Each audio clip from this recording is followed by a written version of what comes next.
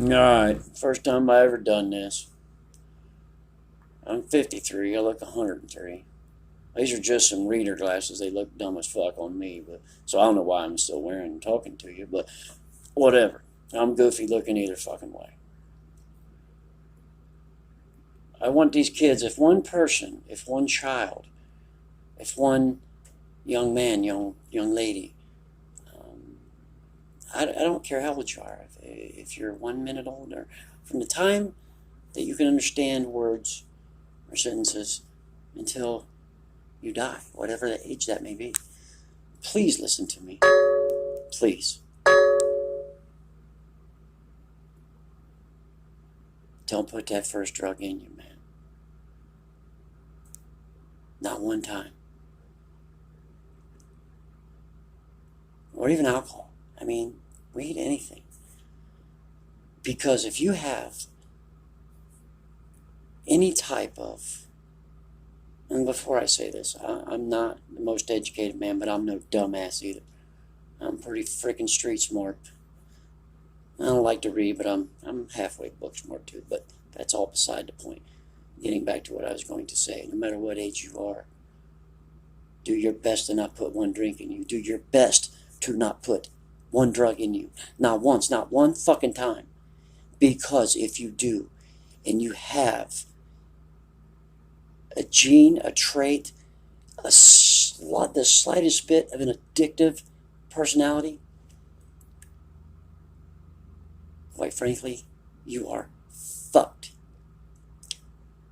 It will run you over and run your life, and there's not a damn thing you can do about it. Oh yeah, you can try recovery, you can go to rehab, you can do this, do that. If you don't want it, you don't want it. But even when you do want it, you decide, I don't want to do this shit no more. You know, they say only 10% of us make it to go to rehab and try to get treatment. You know, the number is less than that. They just rounded that figure up a little bit. It's somewhere like 8.9%. Rounded up to 10. Make it sound good. Of course, it don't sound good anyway. So that means 90% of these people that try drugs, like I, and drinking, like I, myself, live a fucking tumultuous life. I don't even know what tumultuous means. It just sounds real good. But I'm being serious. I might be acting stupid on some other shit, but not when I'm talking about these drugs.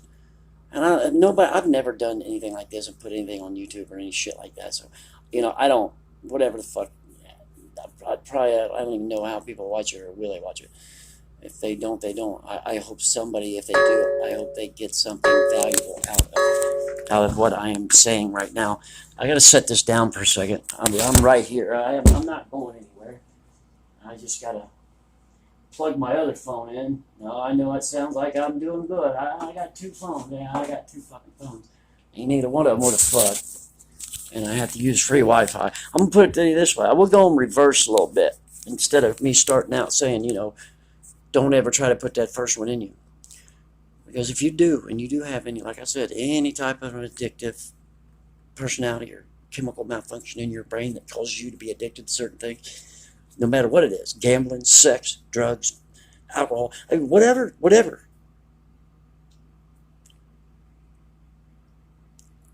Wow. I'm going to tell you what, man. I'm 53. I look 103. I feel 133.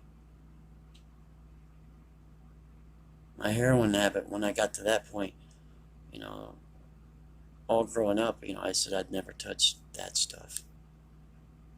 Somebody say something about pain pills. I don't want pain pills. I want to go to sleep. Well, here's the thing. If you have a normal brain chemistry, okay, and you have to go to the hospital or whatever, you get injured, hurt your back, whatever, twist an ankle, whatever, and they give you some Vicodin, okay, you take them as prescribed or whatever, and when the pain goes away or whatever, you're done. You know that pill bottle with 13, 14, 15 Vicodin left in it can sit in your cabinet or your closet for 30 fucking years and you'll may never touch it again. But now here's the problem. If you have any sort of an addictive gene or whatever it is in our brain chemistry, because we do know now, we all just thought everybody could say, why don't you just stop? Come on. They know now, science has proven that there is And people like myself, drug addict, there's a certain chemistry fucked up in the brain. So instead of, like the Vicodin putting me to sleep, like when I figured it out, like they amped me up, which means I could work like 10 men. Hell, the first time I did, I mowed the grass, cleaned the whole fucking house, washed the car. I took a fucking toothbrush, man, and cleaned the goddamn spokes on my wire wheels. I mean, I did all kinds of crazy shit first day I ever took an opiate. My old lady come home and said, "What in the world? What's gotten into you?" Well, I couldn't tell her, I just said, I don't know. I had a shitload of coffee. I felt good today. I don't know, honey. I just did it. And, and then she was mad, she said, because I know I go in a bunch of different directions, but trust me, I go in a bunch of different directions because drugs has fucked my mind up. So, please bear with me. I got home like 4 in the morning. I had to get up at like 6:30 to go to work. I had to be at work at 6:30. And she's madder than a rattlesnake. I got home at 4 o'clock in the morning and woke her up. And I said, "Damn it, you think you're mad? I got to be to work in 2 fucking hours." And I didn't work. Now, I used to start argument after argument after argument just to give myself an excuse to go get high. And I didn't need an excuse. I could just leave and do it. But that's what happens. We try to do something to justify a reason why we're getting high. Like, okay, I have $400 in my pocket. My rent's due in 2 days, and it's $600, and I know there's no way I can get it. So I just say, fuck it, and I spend most of that $400. When I could have, called the landlord, gave him $400, and said, "Look, I'll give you the $200 next week or whatever." But no, not when you're an addict. Okay, and I gave up drugs a couple of times, and you know what I did? I went to gambling, and that became a huge addiction because of the rush.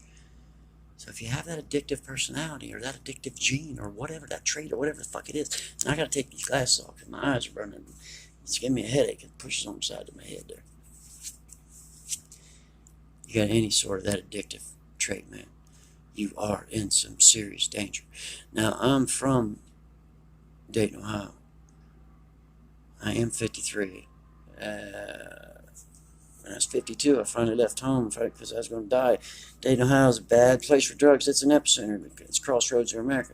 There's Interstate 70 and Interstate 75. It goes north, south, east, and west. You can go anywhere across country United States from that point. That's why it's called the crossroads. So a lot of dope funnels through there. And per capita, Montgomery County, Ohio, where I'm from, per capita, I think I know what that means, per how many people versus how many people in a bigger fucking city, but I think per capita, Montgomery County, Ohio, loses more people to heroin overdoses, opiate overdoses, than any other county in the United States of America. I've lost so many. About 43 people, friends, family, whatever you want to call them, people I've known. People I loved, but they didn't really love me so much anymore because I just ran roughshod over everyone.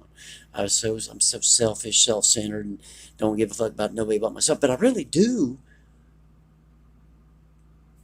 But this addictive trait, this gene or whatever it is, this chemical imbalance in my brain I'm not trying to make an excuse, but it has made me, because no matter, I want to quit. I've wanted to quit so long, so bad, so many times, and I can't. Hell, I finally got off heroin. I'm prescribed 3 8-milligram Suboxones a day. That's maximum dosage, y'all. And I've stuck to that. I did abuse them a little bit, but I'm not now. But I've done heroin in 9 months. I moved away to Indiana. And I did also when I came to Indiana. Now my dumb ass had about a year clean. A little less, I guess. Fuck, just because of my addicted stuff. I'm living in a halfway house. And I don't even know where to get no heroin, but I don't want none anyway. I find this fucking meth. Holy shit. Here we go again. I've been to treatment center. It's just, I'm a sad, miserable fuck that wants your kids to know, man, you don't ever want to live a life like I have. You don't want to go to prison. You don't want to wonder how you're going to have a roof over your head or when you're going to eat or have to climb into a dumpster to get some fucking food to eat or rob or steal. I was so fucked up. I was too scared. I wouldn't steal from other people. I wouldn't break in their house. I stole from my own fucking family, man. Every damn one of them, just about. Started with my grandpa and my grandma and my mom and my sister and my brother. Stole from them all. No wonder they don't like me. I've told them I was getting clean so many times. They didn't even believe me that I had 6 months clean because I'd said it so many times and I was lying. So when I did have 6 months under my belt and I was trying to express that I did, they say, okay, I believe you. But they don't. And I get it. You know what I mean? I hope you don't know what I mean. Because if you don't know what I mean, then that means you're not a drug addict. Whew. Praise God for that. If you are not a drug addict, praise God. Or if you don't believe there's a God, praise something. I'll even go to what the big book of AA will tell you. It's not. What it is, it's a spiritual program. You got to have a higher power. I don't care if it's a rock in your front yard. You have to have something greater than yourself to help you get off of drugs and alcohol. And even then, like I said, you only got a 10% chance. I have no reason to be alive. I've lost so many, I don't know why he hasn't taken me. And people keep telling me, well, you know, it's because he's got a plan, he's got a purpose. Well, if he does, I wish he'd please come on with it, because I am 53. I mean, what's he going to reveal it, and then I'm going to die the same night or the next day? I don't know. But please show me the purpose. I think my purpose is to help somebody. I can't stay clean long enough to, get me the credentials and the certificates to become a counselor, because my God, I would love to be a counselor. If I can help just one person get clean and sober, I will feel so just blessed, and that would give me my reason for being put on this earth. It would be my greatest accomplishment if I could just help even just one. Just one. Oh, I would love many, but one. If I can save one life. If I can keep one child from picking up any drink or any drug and trying it for the first time. Please, don't. Now I'm going to get off here for a little bit. I'm just going to, I guess you upload it or download it or whatever the fuck it is on YouTube here. And I'm going to do it. And I just want to see if I ever get anything. And if I do get any responses, I mean, even if I just get one response, and if it's stupid and they don't talk about drugs or nothing, then I know I got a response, and I'm going to come back on here and I'm going to leave another video. Thank you. Have a good day.